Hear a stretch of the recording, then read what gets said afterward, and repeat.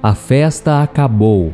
O brilho e a euforia do carnaval terminaram, deixando para trás não apenas as lembranças, as histórias vividas, mas também as consequências das escolhas feitas na empolgação do momento. Enquanto a música e a dança enchiam as ruas e movimentavam os blocos, muitos se deixaram levar pelas tentações que agora cobram o seu preço. Prostituição, adultério, drogas e violência. Tudo que era glamourizado e até incentivado durante os dias de carnaval começam a gerar os seus frutos destrutivos a partir de agora. E neste vídeo eu vou te mostrar algumas doenças e feridas que o carnaval deixa no corpo e na alma daqueles que se entregaram à falsa alegria e aos prazeres momentâneos desses dias, e toda a dor e tristeza que podem acontecer daqui em diante. Mas o meu objetivo principal é mostrar que, apesar das consequências que podem sim durar uma vida inteira, existe um novo começo disponível para quem quiser ter uma vida diferente a partir de hoje. E no final, eu vou te mostrar exatamente o que você deve fazer, ok? Mas antes de começarmos, eu quero pedir que você se inscreva no meu canal. É só você clicar no botão embaixo do vídeo, inscrever-se, e do lado ative o sininho da notificação para que você receba os próximos vídeos no seu celular, tá bom?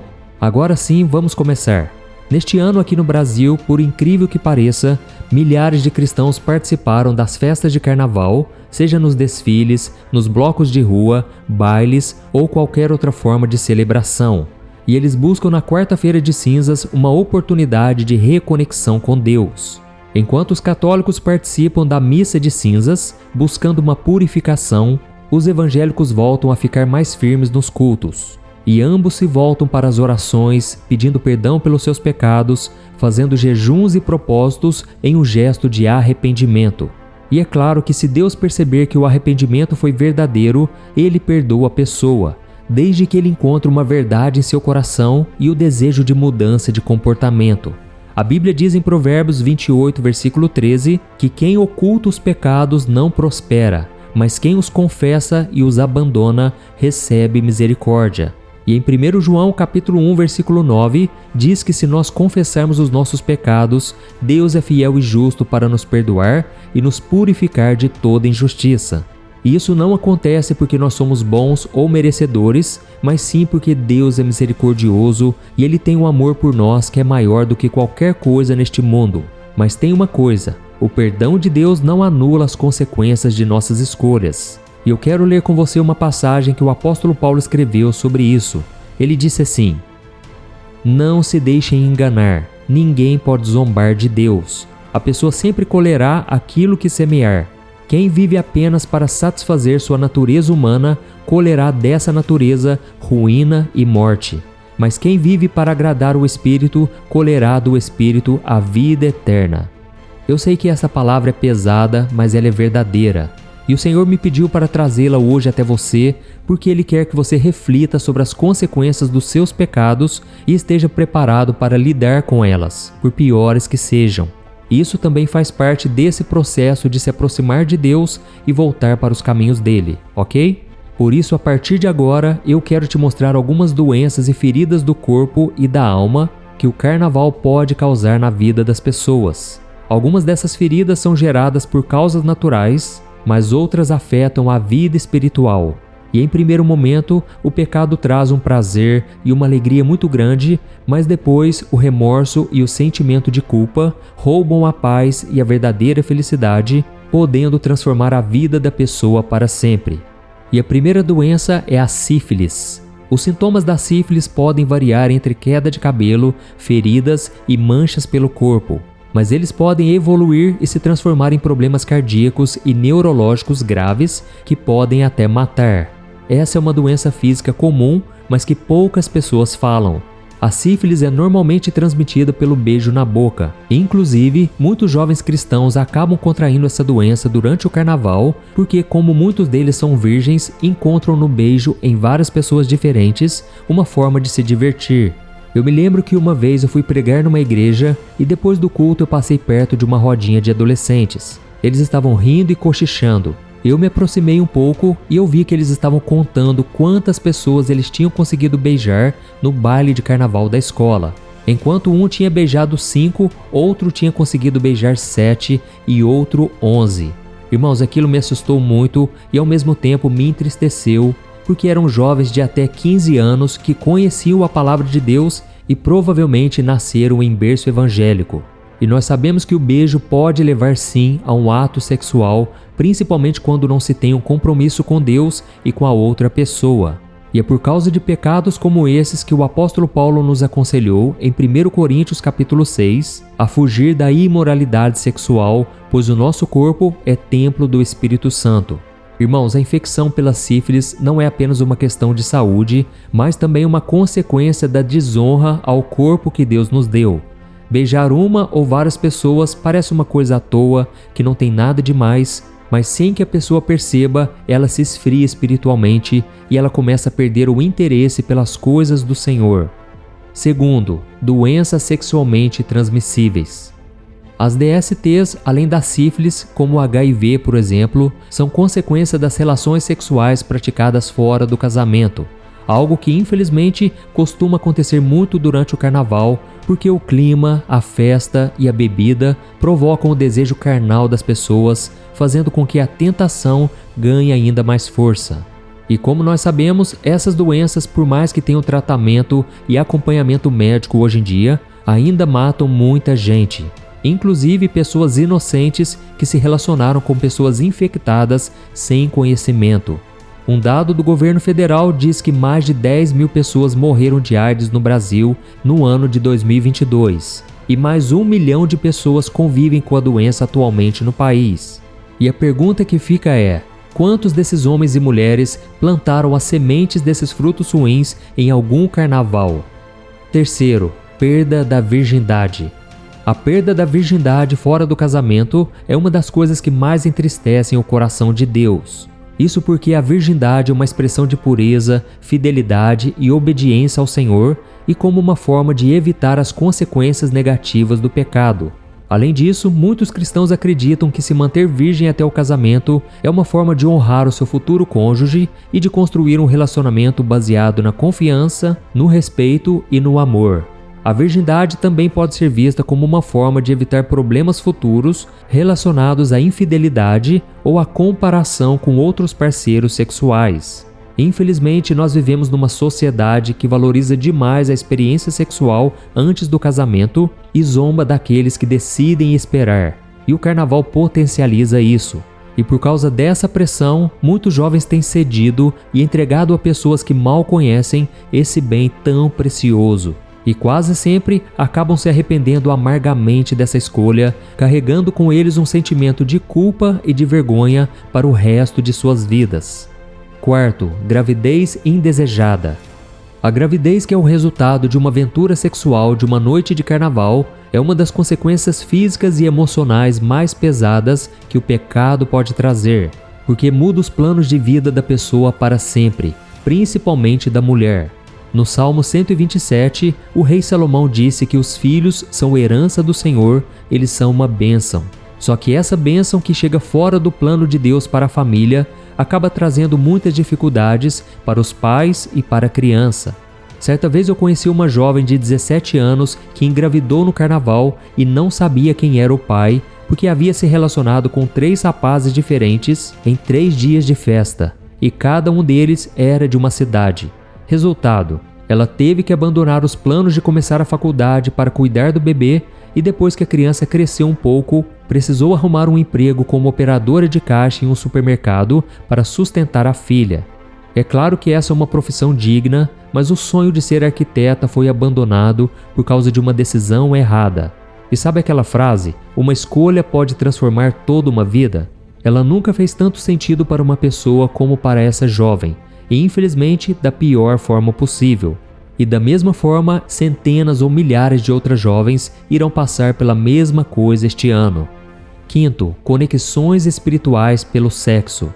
Se engana quem pensa que uma relação sexual é apenas a união entre 2 corpos. Quando um homem e uma mulher se unem, eles também criam laços espirituais. É por isso que em Efésios capítulo 5, o apóstolo Paulo comparou o casamento com a união entre Cristo com a igreja. Irmãos, nós somos seres humanos espirituais, ou seja, nós vivemos em um corpo físico aqui na terra, mas nós temos um espírito dentro de nós que foi colocado por Deus para que ele pudesse interagir conosco. Acontece que quando nos relacionamos sexualmente com alguém fora do casamento, nós abrimos uma brecha para o inimigo. Você já reparou que o relacionamento de quem vive em fornicação quase sempre está em crise? Eu conheço vários casais de namorados assim que não conseguem se separar. Eles até querem deixar o relacionamento, mas sempre existe uma conexão entre os dois que não permite isso. Pois é, essas pessoas estão conectadas uma à outra. Agora imagine só uma pessoa que tem vários parceiros sexuais. Ela pode ser considerada solteira no mundo físico, mas está praticamente casada com vários no mundo espiritual. E enquanto ela não se arrepender, não entregar sua vida a Jesus e não renunciar ao seu passado, ela não será totalmente liberta. Existem aqueles que passam anos e anos sem qualquer tipo de comunicação com o ex-parceiro sexual, mas no momento em que recebem uma mensagem ou veem uma foto atual do outro, ficam tentados e emocionalmente abalados. Isso é mais comum do que nós imaginamos e acontece porque eles se tornaram uma só carne e somente o tempo não é capaz de desfazer essa união.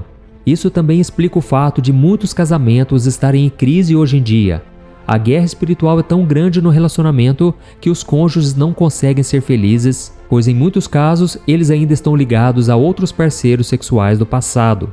E a consequência disso são pessoas casadas procurando satisfação sexual fora do casamento. E quem comete esse tipo de erro abre brechas para que espíritos malignos o mantenham preso nessa vida de pecado e, caso não se arrependam, terão a sua família destruída, acabando com a alegria, a cumplicidade e o amor que existia no lar antes disso acontecer. Sexto, adultério. Você sabia que muitos homens e mulheres casados terminam seus relacionamentos durante o carnaval só para aproveitarem a festa sozinhos? E o clima, as músicas, as danças sensualizadas, a bebida e a influência espiritual acabam levando muitas dessas pessoas ao pecado do adultério, um dos pecados que mais entristecem a Deus.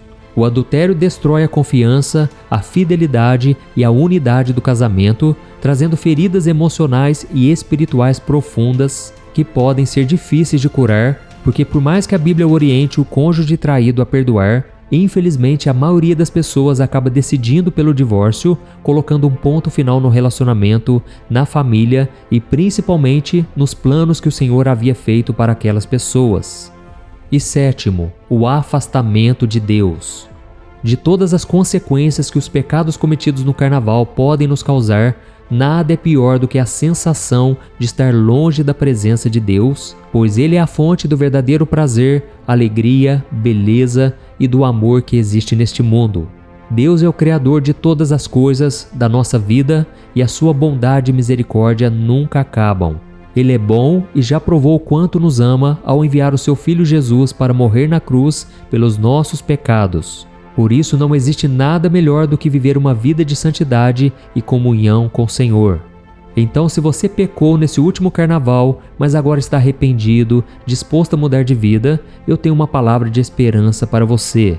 Você não precisa continuar longe de Deus e seguir o caminho da multidão que está caminhando a passos largos para o inferno.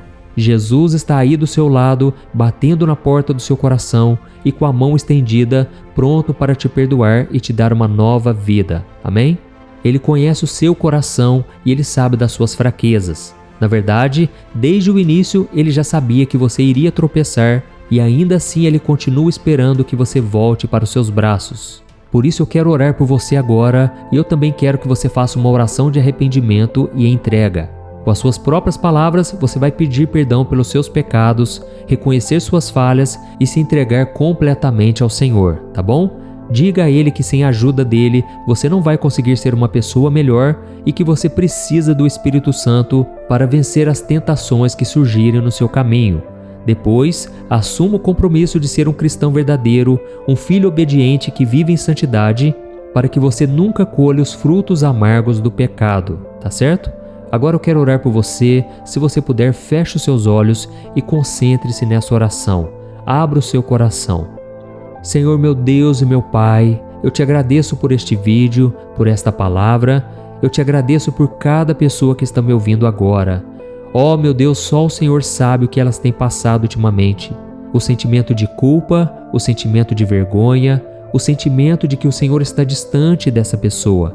Mas Deus, eu te peço, vai ao encontro de cada um agora, coloca a tua mão sobre cada pessoa, meu Pai, traga, Senhor, o perdão, a cura, a restauração. Essa pessoa está arrependida, meu Deus, e ela está dizendo agora que ela não quer mais viver esta vida, essa vida de pecado, essa vida de escravidão.